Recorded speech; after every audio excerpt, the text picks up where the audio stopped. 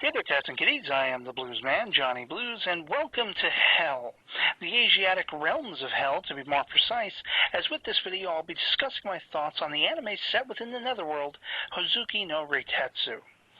This form of the hellish side of the afterlife is broken up into myriad subdivisions as we find throughout the series, all of which are overseen by the main character Hoozuki, who is quite probably the most important demon in all of Hell, and who serves as the right-hand man to King Enma, who himself is somewhat more than a figurehead, but inept enough to let Hoozuki basically freely run his own show.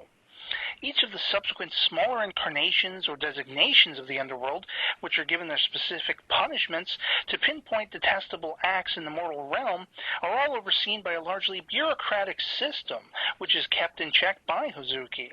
And each episode of the series is broken up into 2 vignettes that explore anything from specific problems Hoozuki needs to iron out to his leading others around to spotlight aspects of life in the afterlife. And let it be said, hilarity ensuing is the status quo. Through the course of the series, we meet several colorful characters as Hoozuki's brand of dry wit is called in to reallocate manpower between animal cruelty hell and the Chinese conception of heaven, Shangri-La, from the start, where we're immediately introduced to 2 younger demons, Karori and Nasubi respectively, both of which are in lust after Oko, one of hell's mystical sirens adorned with stunning emerald-hued hair.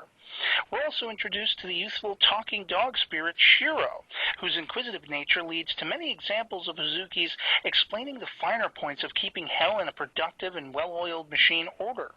But Hoozuki's responsibilities aren't limited to this, as opposition to the natural flow of things comes in all shapes and sizes, most notably in the form of the leader and second-in-command of European hell, Satan and Beelzebub, who each try to scope out Japan's hell for any means of conquering it, yet both are equally thwarted by Hoozuki's calculated responses. One aspect of which also involved Beelzebub's wife, the sultry Lilith, whose attempts at making Hoozuki her escort failed miserably, yet still left Beelzebub steaming with jealousy. Instead did Hoozuki pawn her off on his equal yet opposite in Shangri-La, Hakataku, their bitter rivalry usually leaving Hakataku one-upped by Hoozuki time and again. And while hell is for the most part in this series depicted with beautifully artistic backgrounds that harken back to ancient Japanese scrolls, in a funny contrast is the pop culture and modern aspects of the world infusing itself amongst hell's residents and primary realms. From the gossip rag tabloid Riverstyx Weekly, run chiefly by cats as it were, to little dog Shiro's wanting to air quotes adopt actress Aya Uito from Azumi fame, as well as Hoozuki's concepts that all Italians seem to look like Super Mario, modern-age vampires hang out in Romania, and hell's having its very own pop idol in the form of Peach Maki, whose single caramel is actually quite catchy, I have to admit. Another standout character is the diminutive in size yet intensely fierce Ms. Mustard, the badger-torturing and slaying bunny rabbit, who, akin to Curly Howard's becoming animalistic whenever encountering the tune Pop Goes the Weasel in a classic Three Stooges short, equally loses her restraint at the mere mention of the word badger. One great example of which leads to her uttering the immortal passage, "Badgers? We don't need no stinking badgers," paying homage to the classic line from Weird Al Yankovic's UHF film, which also itself was a parody of a similar line of dialogue in the Bogart film The Treasure of the Sierra Madre. Suffice to say, Hoozuki no Reitetsu is a lively, hilarious, and intriguing series.